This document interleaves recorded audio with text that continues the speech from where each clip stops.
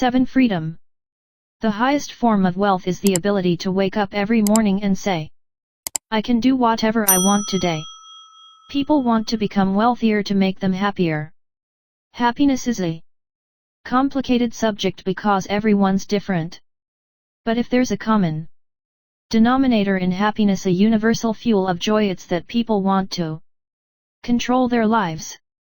The ability to do what you want, when you want, with who you want, for as long as you want, is priceless.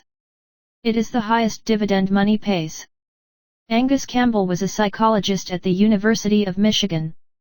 Born in 1910, his research took place during an age when psychology was overwhelmingly focused on disorders that brought people down, things like depression, anxiety, schizophrenia.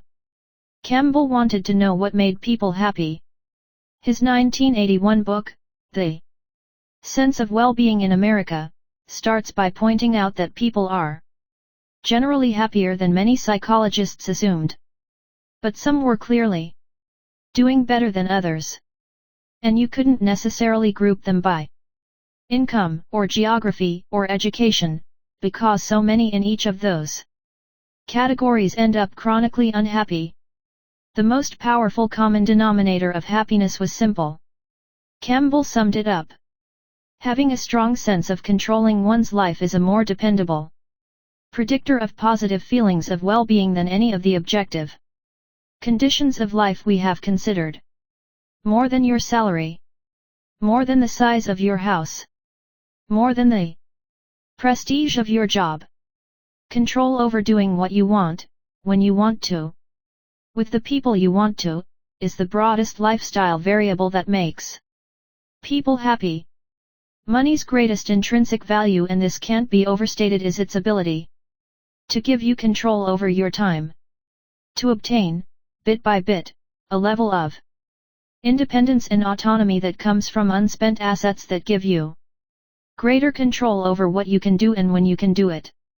A small amount of wealth means the ability to take a few days off work when you're sick without breaking the bank. Gaining that ability is huge if you don't have it. A bit more means waiting for a good job to come around after you get laid off, rather than having to take the first one you find. That can be life-changing. 6 months emergency expenses means not being terrified of your boss, because you know you won't be ruined if you have to take some time off to find a new job.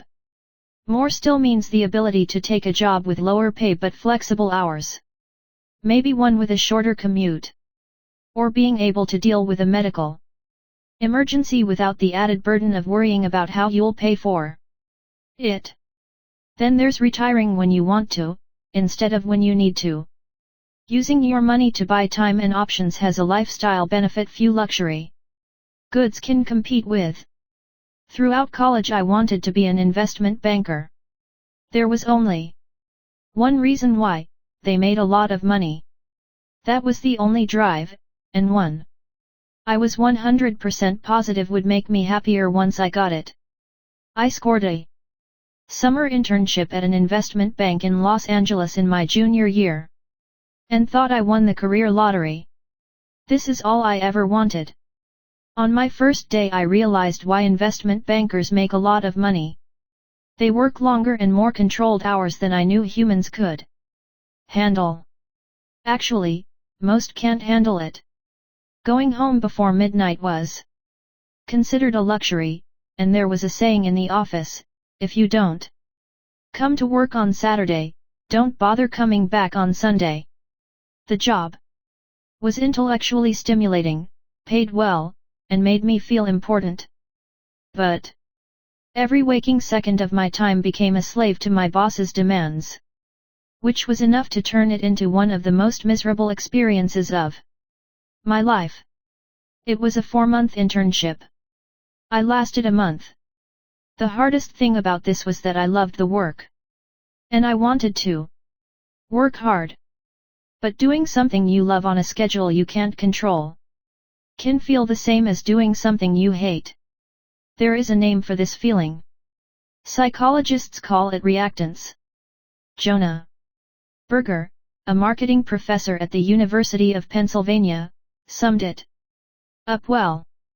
People like to feel like they're in control in the driver's seat. When we try to get them to do something, they feel disempowered. Rather than feeling like they made the choice, they feel like we made it for them. So they say no or do something else, even when they might have originally been happy. To go along superscript 2.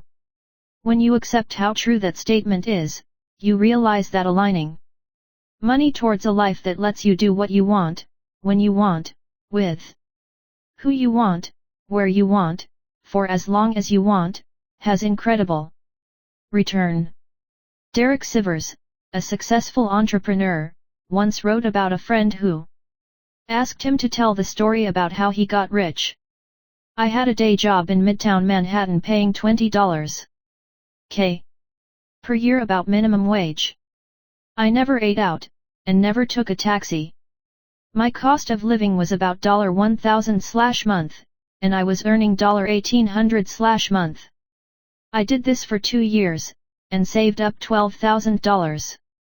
I was 22 years old. Once I had $12,000, I could quit my job and become a full-time musician. I knew I could get a few gigs per month to pay my cost of living. So I was free. I quit my job a month later, and never had a job again. When I finished telling my friend this story, he asked for more. I said no. That was it. He said, no, what about when you sold your company? I said no, that didn't make a big difference in my life. That was just more money in the bank. The difference happened when I was 22 superscript 2. The United States is the richest nation in the history of the world.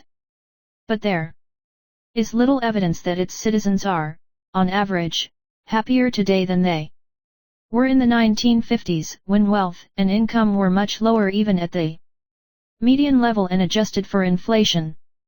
A 2019 Gallup poll of 150,000 people in 140 countries found that about 45% of Americans said they felt a lot of worry the previous day. Superscript 2. The global average was 39%.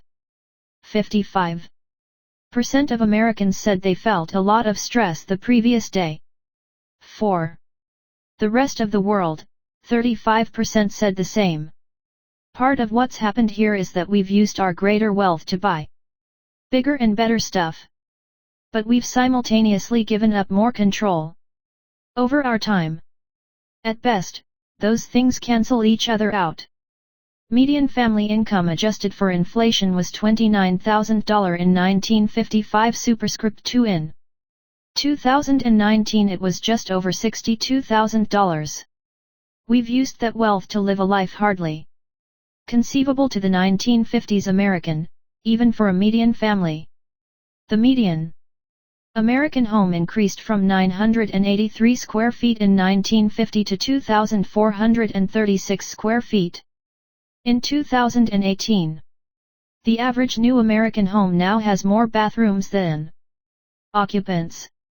Our cars are faster and more efficient, our TVs are cheaper and sharper. What's happened to our time, on the other hand, barely looks like progress.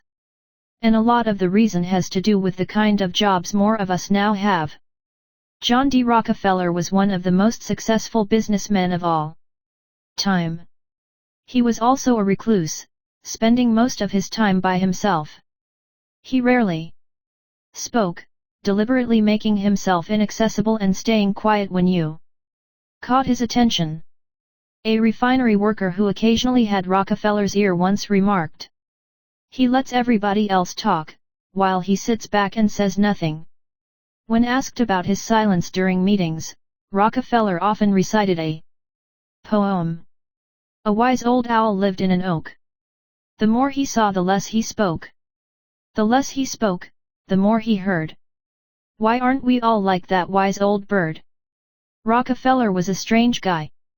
But he figured out something that now applies to tens of millions of workers. Rockefeller's job wasn't to drill wells, load trains, or move barrels. It was to think and make good decisions. Rockefeller's product, his deliverable, wasn't what he did with his hands, or even his words. It was what he figured out inside his head. So that's where he spent most of his time and energy.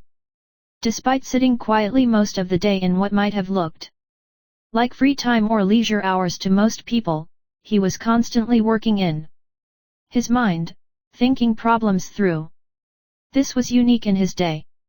Almost all jobs during Rockefeller's time required doing things with your hands. In 1870, 46% of jobs were in agriculture, and 35% were in crafts or manufacturing, according to economist Robert Gordon.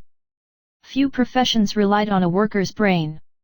You didn't think, you labored, without interruption, and your work was visible and tangible. Today, that's flipped. 38% of jobs are now designated as managers, officials, and professionals. These are decision-making jobs. Another 41% are service jobs that often rely on your thoughts as much as your actions. More of us have jobs that look closer to Rockefeller than a typical 1950s manufacturing worker, which means our days don't end when we clock out and leave the factory. We're constantly working in our heads, which means it feels like work never ends.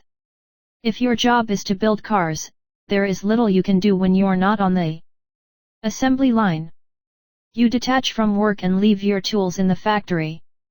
But if your job is to create a marketing campaign, a thought-based and decision job, your tool is your head, which never leaves you. You might be thinking about your project during your commute, as you're making dinner, while you put your kids to sleep, and when you wake up stressed at 3 in the morning. You might be on the clock for fewer hours than you would in 1950, but it feels like you're working 24/7. Derek Thompson of The Atlantic once described it like this: if the operating equipment of the 21st century is a portable device, this means the modern factory is not a place at all. It is the day itself. The computer age has liberated the tools of productivity from the office. Most knowledge workers, whose laptops and smartphones are portable all-purpose media-making machines, can theoretically be as productive at 2 p.m. in the main office as at 2 a.m. in a Tokyo WeWork or at midnight on the couch. Superscript 2. Compared to generations prior, control over your time has diminished. And since controlling your time is such a key happiness influencer, we shouldn't be surprised that people don't feel much happier, even though we are, on average, richer than ever. What do we do about that? It's not an easy problem to solve, because everyone's different. The first step is merely acknowledging what does, and does not, make almost everyone happy. In his book 30 Lessons for Living, gerontologist Carl Pillemer interviewed 1,000 elderly Americans looking for the most important lessons they learned from decades of life experience. He wrote, "No one, not a single person out of 1,000 said that to be happy you should try to work as hard as you can to make money to buy the things you want. No one, not a single person said it's important to be at least as wealthy as the people around you, and if you have more than they do, it's real success. No one, not a single person said you should choose your work based on your desired future earning power. What they did value were things like quality friendships, being part of something bigger than themselves, and spending quality, unstructured time with their children. Your kids don't want your money, or what your money buys, anywhere near as much as they want you. Specifically, they want you with them," Pillemer writes. Take it from those who have lived through everything, controlling your time is the highest dividend money pays. Now, a short chapter on one of the lowest dividends money pays.